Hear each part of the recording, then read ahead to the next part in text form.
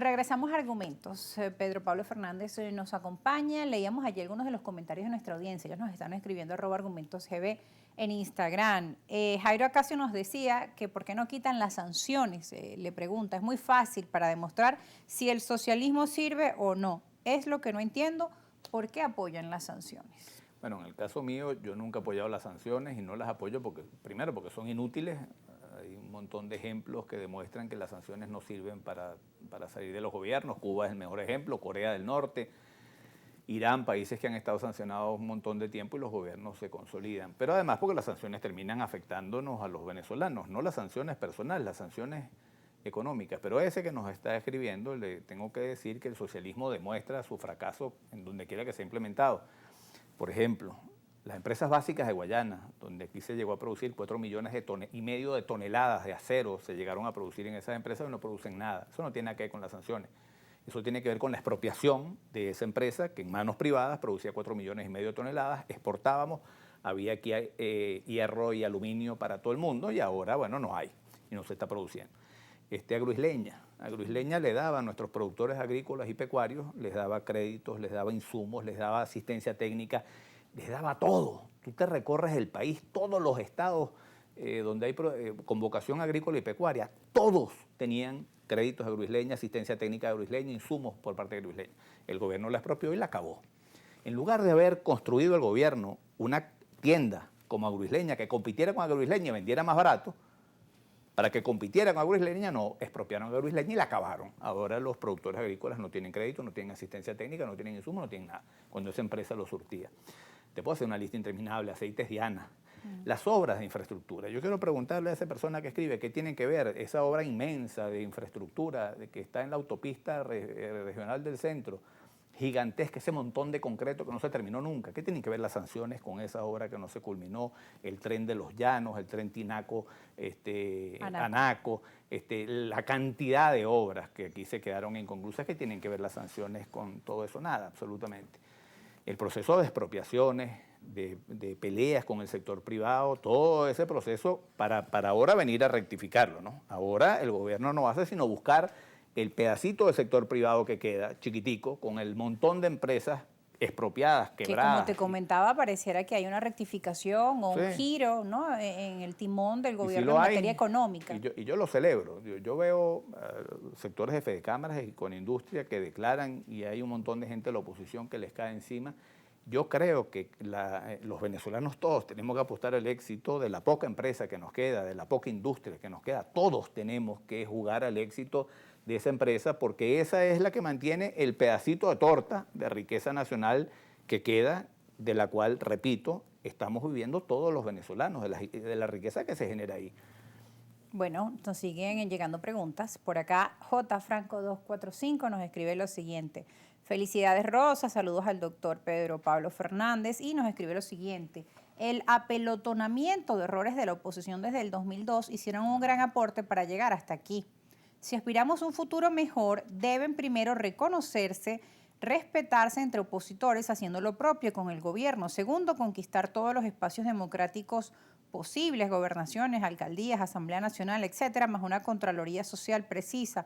La presencia, madurez y sensatez construirá las bases de una posible negociación. Nos deja así su opinión también J. Franco. A J. Franco le digo que yo lo retweet a ese comentario exactamente como lo escribió. Me encanta. Yo lo trato de escribir mejor y no me sale.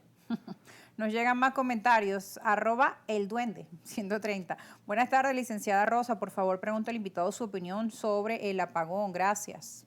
Además, hoy se registró otra fluctuación. Tenemos una crisis eléctrica terrible por falta de inversión, como hay falta de inversión en todas las áreas venezolanas. En la generación hay falta de inversión, en la transmisión y en la distribución de la energía hay falta de inversión y eso es lo que tiene a Venezuela con una crisis eléctrica importante. En el pasado, cuando había una industria, cuando la torta de la riqueza era de este tamaño, que había industria, que había empresas, mucho más que ahora, que estaban las empresas básicas de Guayana, que consumen un montón de energía, porque la producción de hierro y de aluminio básicamente lo que es materia prima y energía. lo que se necesita para producir. El Guri, buena parte de la energía que se producía el Guri se quedaba en las empresas básicas produciendo hierro y aluminio. Ahora no se está produciendo nada. Ahora todo el parque industrial que teníamos al norte del país está trabajando en su mínima expresión y la energía no nos alcanza. Para poder recuperar el país tenemos que recuperar nuestro sistema eléctrico que requiere inversiones importantes. El problema de Venezuela es complejo.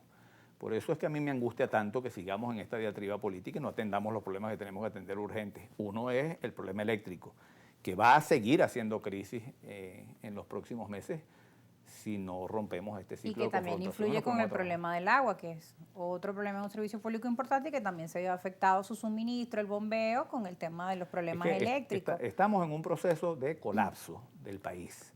Si aquí no se para este proceso de conflicto político y avanzamos hacia un esquema distinto, que no puede ser a partir de la imposición por la fuerza de lo que a mí me da la gana. Tiene que ser a partir de la posibilidad de que nos entendamos, que haya un proceso de negociación que tiene que tener como norte la verdad, no la mentira. Bueno, hablando de las soluciones, hay una señora que también le escribe una pregunta por la red social Instagram, se llama Silva Arrayago.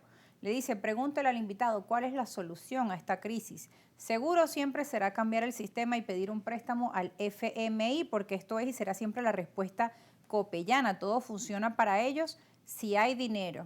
Préstamos al FMI, lo ve como solución. ¿Cuál es la solución a la crisis? Mira, le pregunta. Déjeme contestarle a la señora, ojalá que nos esté viendo y no haga esa pregunta por hacerla. El país tiene, la deuda de Venezuela es 190.000 millones de dólares, entre la deuda de la República, la deuda de PDVSA y las demandas que tiene el país, 190.000 millones de dólares. El país puede estar produciendo 15.000 millones de dólares por renta petrolera, es lo que recibe, 190.000 millones de dólares es la deuda. Esa deuda tiene que ser renegociada. ¿Qué significa renegociada? Los acreedores Venezuela les va a decir, no te puedo pagar, esa deuda es impagable. Yo necesito que tú me hagas un descuento de esa deuda y yo te pago. Eso requiere un plan financiero, un plan de pagos que tiene que establecer la República con un plan de recuperación de la empresa petrolera, con un plan de recuperación de la economía general, donde el país pueda planificar, bueno, esto es lo que vamos a recibir de ingreso petrolero, así vamos a aumentar nosotros nuestra renta petrolera y nuestra economía y vamos a tener estos recursos destinados para ir pagando la deuda reducida a un valor que sea pagable para nosotros, porque en este momento la deuda es absolutamente impagable. Ese proceso de refinanciación en el cual nosotros le vamos a pedir a los acreedores que nos cobren con descuento la deuda que tenemos requiere de confianza. Y el único que te puede dar confianza para que a los acreedores para que te puedan refinanciar la deuda es el Fondo Monetario Internacional. Pero además es el único que te va a prestar. Porque Venezuela no paga, señora. Venezuela no paga hace un montón de tiempo. Tiene una deuda gigantesca que no paga. Cuando tú no pagas, nadie te quiere prestar. El único que le puede prestar a Venezuela es el Fondo Monetario Internacional con un interés más bajo que ninguno, porque el Fondo Monetario Internacional está para auxiliar países que están en situaciones como la de Venezuela para que puedan relanzar su economía. El tema no es ir a pedirle al Fondo Monetario Internacional porque queremos plata, es que necesitamos plata. ¿Necesitamos plata para qué, señora? Para que usted entienda. Para recomponer el sistema eléctrico nacional. Si no tenemos plata, no tenemos cómo recuperar electricidad. Si no tenemos electricidad, no tenemos cómo recuperar la economía porque nadie puede producir si no tiene electricidad. Necesitamos plata, además, para atender. Esto es curioso lo que plantea la señora, porque fundamentalmente los fondos que da el Fondo Monetario Internacional, la mayoría de esos fondos son destinados a programas sociales para compensar el ajuste económico que tiene que venir para poder relanzar la economía. Básicamente se invierten en programas sociales. Necesitamos fondos del Fondo Monetario Internacional para atender la emergencia humanitaria, para poner un programa, por ejemplo, de alimentación escolar en todas las escuelas para que los niños regresen a la escuela y para que los padres tengan incentivos para que los niños regresen para la escuela.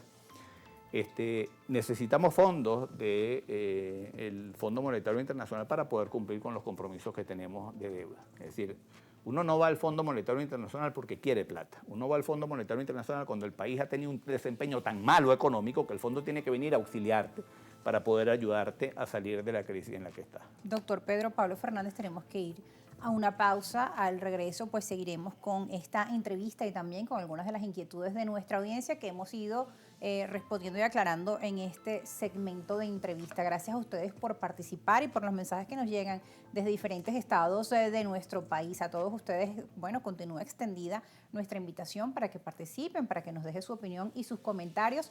Por supuesto, invitándolos siempre a participar desde el respeto, desde la tolerancia y con preguntas que puedan aportar al debate. Nos vamos a una pausa y ya regresamos.